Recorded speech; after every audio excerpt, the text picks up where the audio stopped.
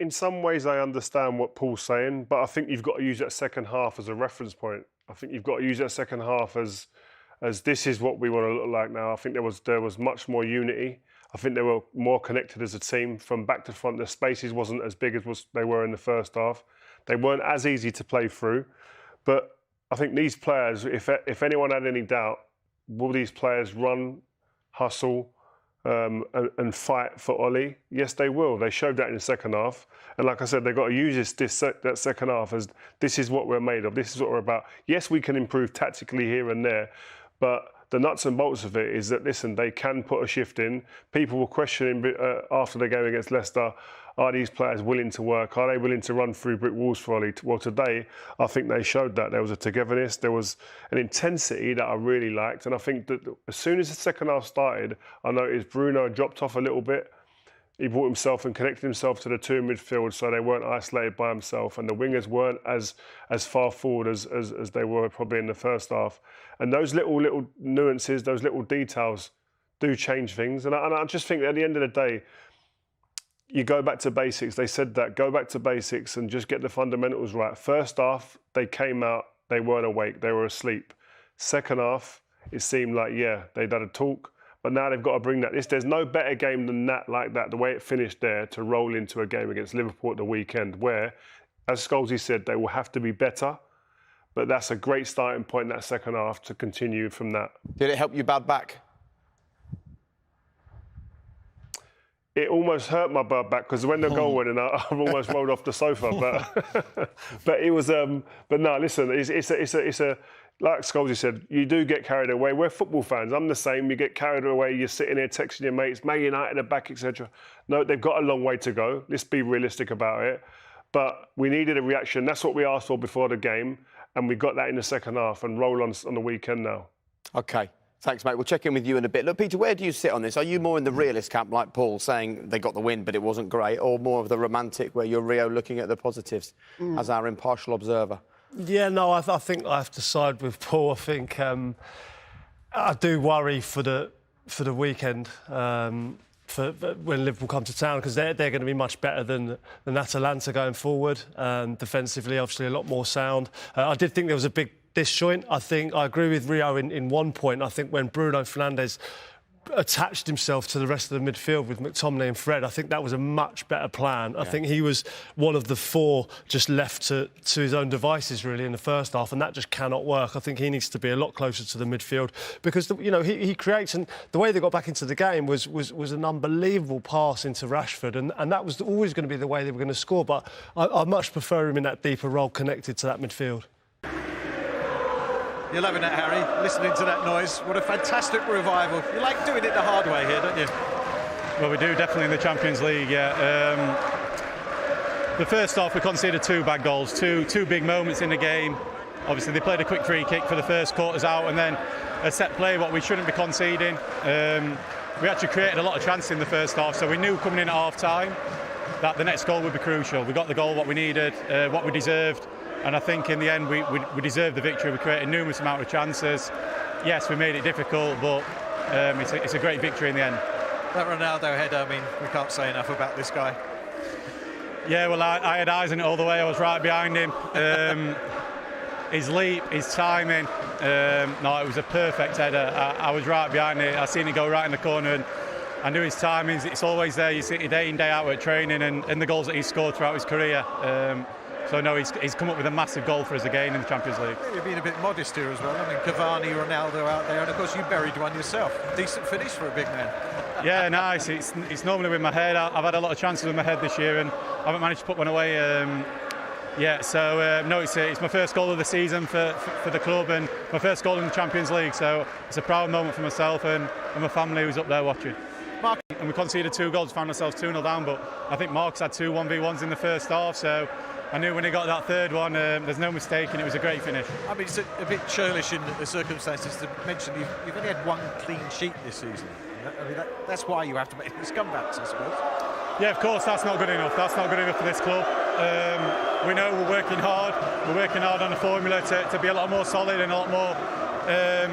but like I say, it's about winning football matches. I think the last 3 or 4 games we've conceded far too many set plays. I think that's 4 in the last 4 games now. So that's something that we need to sharpen up on, because at the start of the season we was really good defending those. So yeah, it's fine margins, but we've got to do better. We know that that's not good enough for our club. Did we see a team that was playing for each other and the manager as well?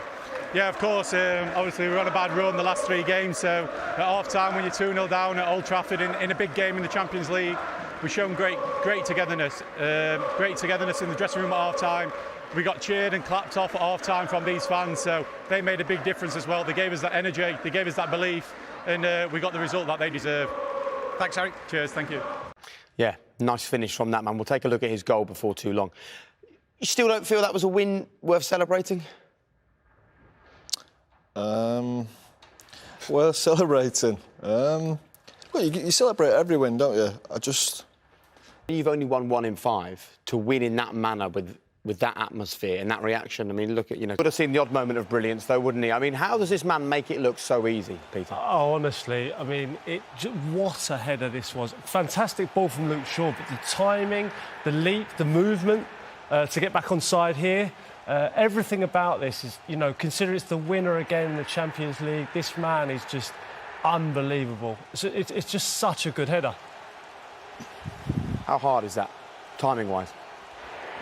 He's a few cracks, you want that? Yeah, well, he's a great header of the ball, and he's always been a brilliant header of the ball, and you have to give quality to the cross as well. The pace is on it. You don't have to really put that. He's just guiding it back where it came from, and we've seen him do that many times.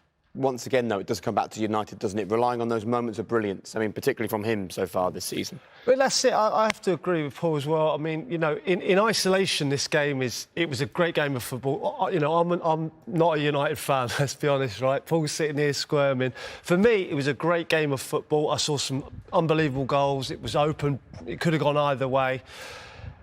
But looking at it from Paul's point of view, at the weekend, there are difficulties. I think Liverpool do tear them apart if they play like that. I think they do have to change it. But this game in isolation, there were lots of plus points, lots of goals, and it was exciting. From a neutral's point of view, it was brilliant. Great game. Like I say, excitement, goals everywhere, but I'm just trying to be more realistic of what's to come. You still expect more from Manchester United? Of course I do, yeah. They can't keep on conceding chances like that, relying on the goalkeeper again. I think at 2-2 he made 2 great saves again. You can't constantly get away with that against better teams. And remember, they're not playing a world-class team here. They're playing a decent team, don't get me wrong, Atalanta, with 5 players out. A centre-half had to go off injured. 3 young centre-halves. So you can't get too carried away, as I think they might have done by this. It's not been special for Manchester United in that first half. Peter and Paul are with us this evening. 1 clean sheet in 20 games, and with the defending we've seen in that first 45, it's obvious why, isn't it? Yeah, as Ollie said before the game, it was going to be a 4-2-4, and it's definitely been that, because we haven't seen the 4 forward lads working hard. Really good bit of movement, say, from the centre forward. Victor Lindelof could have possibly stepped up, but chose to go in with him. And then it's from the right hand side, it's a good run from Zappacosta, good pass, and then we see Maguire and Shaw. They don't block that. The one across the front, which is the most dangerous. We can see why they're doing it. They're thinking the danger might be to be cut back, but the danger isn't there. The danger is right in front of them. A simple 20-yard pass to a lad 3 yards out from goal. They need to stop that. They need to sprint back in there, stop that, and forget about the cutback. They employ a set-piece coach at Manchester United.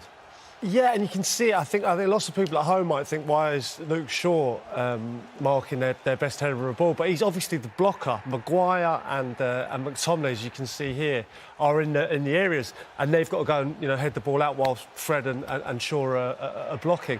But what it is this little shove here on McTominay. You can see that, and I think if he's cuter, if that's Atletico Madrid, one of them, I think he goes down and he buys the foul there. But he doesn't give it, and Maguire's slow to react. And you can see them actually, they were talking about it on the bench. Look, there you go, Ollie saying he pushed him, very frustrating. But that's not the reason why United are 2-0 down, really. The approach has been all wrong. And while you can question the coaching for the goals they've conceded, you have to question the players when they create chances like this and don't take them. Yeah, that's been the strange thing. They've not really been the better team, but they've had some great chances in the game. Well, definitely the best chance is Marcus.